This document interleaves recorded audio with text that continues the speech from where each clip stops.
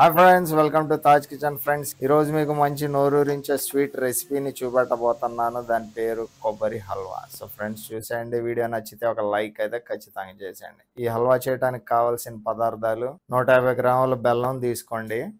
స్వీట్ని బట్టి మీరు ఇంకా ఎక్స్ట్రాగా యాడ్ చేసుకోవాలంటే యాడ్ చేసుకోవచ్చు. బాదం, జీడిపప్పు మీకు కావాల్సినంత వేసుకోండి. 30 గ్రాముల పెసరపప్పుని తీసుకోండి. ఒక మీడియం సైజ్ కొబ్బరికాయ పచ్చిది, దాన్ని రకంగా ముక్కలైతే కట్ చేసేసుకున్నాం. 6 యాలకుల పౌడర్ ఇది.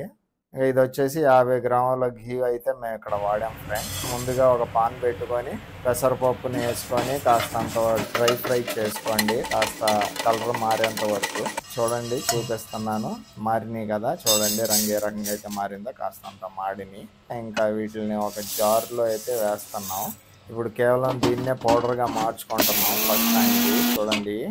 సో దీన్ని వేసుకున్న తర్వాత మేము ఇప్పుడు దాంట్లో బెల్లాన్ని కూడా యాడ్ చేస్తున్నాం. బెల్లంతో పాటుగా ఇప్పుడు కొబ్బరి ఉంది కదా, కొబ్బరి ముక్కలను కూడా పచ్చి కొబ్బరి ముక్కలను కూడా ఇక్కడ వేసుకుంటున్నాం. ఇవి వేసుకున్న తర్వాత ఇంకొకసారి గ్రైండ్ చేసుకోండి ఫ్రెండ్స్. గ్రైండ్ చేసుకున్న తర్వాత కాస్త ఇలా పొడి పొడిగా ఉంటుంది అనమాట. ఇప్పుడు మీరు ఏం చేస్తారంటే కాస్తంత గ్లాస్ నీళ్లు పోసుకొని మళ్ళీ ఒకసారి గ్రైండ్ చేసుకోండి. సో చూసారు కదా, ఈ రకంగా అయితే గ్రైండ్ చేసేసుకున్నాం. ఇప్పుడు వచ్చేసి పాన్లో నెయ్యి అయితే వేసుకుంటున్నాం. 50 గ్రామ్స్ వరకు, అంటే 4 చెంచాలు నెయ్యి వేసామన్నమాట. సో దాంట్లో వచ్చేసి బాదం పప్పును జీడిపప్పుని వేసుకొని వేయించుకోవాలి. మంచి నోరూరించే రెసిపీ, ఒకసారి తిని చూడండి, చాలా బాగుంటుంది. మేము తిన్నామన్నమాట, రుచి అయితే అదిరింది. కాస్తంత కొబ్బరి లౌజులు ఉండదు కదా, అలాగా ఉంటుంది. కానీ అవి కాస్త గట్టిగా ఉంటాయి, ఇవి కాస్త పల్చనగా ఉంటుంది అన్నమాట. సో ఇప్పుడు దీంట్లో స్పెషాలిటీ ఏంటంటే పెసరపప్పును కూడా యాడ్ చేస్తున్నాం కదా, సో అందుకనేసి కాస్తంత రుచి డిఫరెంట్గా ఉంటుంది.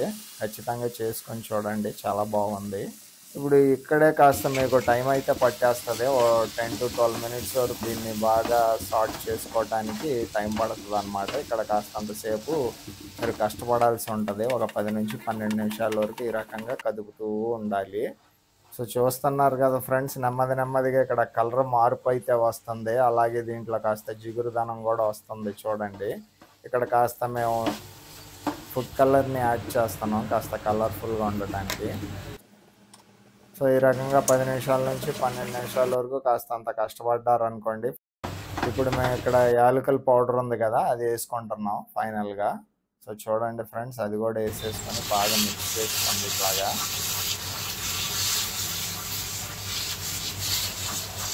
ఇప్పుడు వచ్చేసి జీడిపప్పు, బాదం, సో అవి కూడా వేసేసుకుంటున్నాం.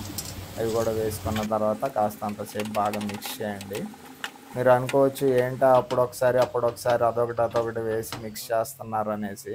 సో పద్ధతి పరంగా ఉంటుంది అన్నమాట, అలా స్టెప్ బై స్టెప్ చేసుకుంటూ వస్తే. మరి ఈ వీడియో మీకు నచ్చితే ఒక లైక్ అయితే ఖచ్చితంగా చేయండి, అలాగే షేర్ కూడా చేయండి. ఫర్ ద ఫస్ట్ టైం మా ఛానల్ మీద వచ్చుంటే మా ఛానల్ని సబ్స్క్రైబ్ కూడా చేసుకోండి. Thank you so much for watching this video. మరొక వీడియోతో మళ్ళీ మేము ముందుంటాను. Till then, bye bye, see you, take care.